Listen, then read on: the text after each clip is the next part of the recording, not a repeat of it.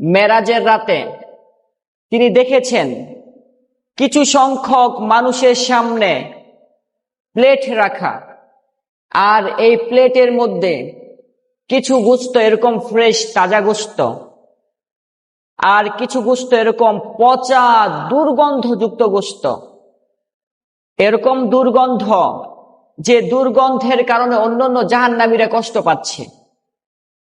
রাসূলুল্লাহ সাল্লাল্লাহু আলাইহি ওয়াসাল্লাম জিজ্ঞেস করলেন, জিব্রাইল, তারা কারা যাদের সামনে এই দুর্গন্ধযুক্ত গোশতগুলো রাখা হয়েছে এবং ভালো গোশত রাখা হয়েছে?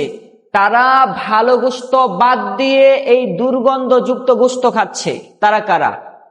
তারা আপনার উম্মতের ওই সমস্ত ব্যক্তি যাদের ঘরের মধ্যে হালাল পবিত্র স্ত্রী আছে, কিন্তু সে হালাল পবিত্র স্ত্রীকে রেখে অন্য মেয়েদের সাথে, অন্য মহিলাদের সাথে জিনাহে লিপ্ত হয়েছে, যারা পরকীয়া সম্পর্কে লিপ্ত হয়েছে। এজন্য আল্লাহ তাআলা তাদেরকে এই শাস্তি দিয়েছে যে কিয়ামত পর্যন্ত তারা এই পচা দুর্গন্ধযুক্ত গোশতগুলো খাবে। সম্মানিত উপস্থিতি, আমাদের সমাজের অনেক বিবাহিত পুরুষ এরকম আছে যারা বিয়ে করার পরও জিনাহে লিপ্ত হয়, যারা বিয়ে করার পরও হারাম সম্পর্কে লিপ্ত হয়। যারা বিয়ে করার পরও এই জিনাহে লিপ্ত হবে, তাদেরকে আল্লাহ তাআলা এই শাস্তি দিবেন।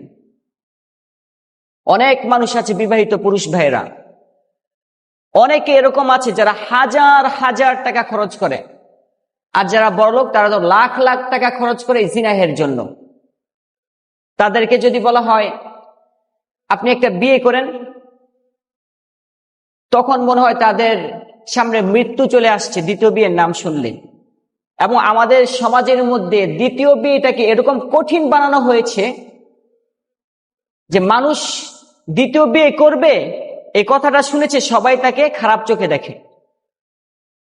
মাআদাল্লাহ। এজন্য আমি বলবো, যদি আপনি গুনাহ থেকে বাঁচতে চান, গুনাহ থেকে যদি আপনি নিজেকে সেভ করতে চান, আল্লাহকে যদি ভয় করেন, জাহান্নামকে যদি ভয় করেন, তাহলে এই জিনাহের কাছে যাবেন না। আর আমাদের সমাজের মধ্যে সবচেয়ে বড় সমস্যা যেটা, আগে তো জিনাকে মানুষ খারাপ চোখে দেখত। যদি কেউ শুনতো মুখে জিনা করেছে, সবাই তাকে ছি ছি করত। আর আমাদের সমাজের মধ্যে এখন টিকটক বের হয়ে টিকটকে নারীরা জিনাহের প্রতি মানুষকে উদ্বুদ্ধ করতেছে। ফেসবুকে, ইউটিউবের মধ্যে এমন এমন ছবি আসে, মানুষ জিনাহের প্রতি উদ্বুদ্ধ হয়।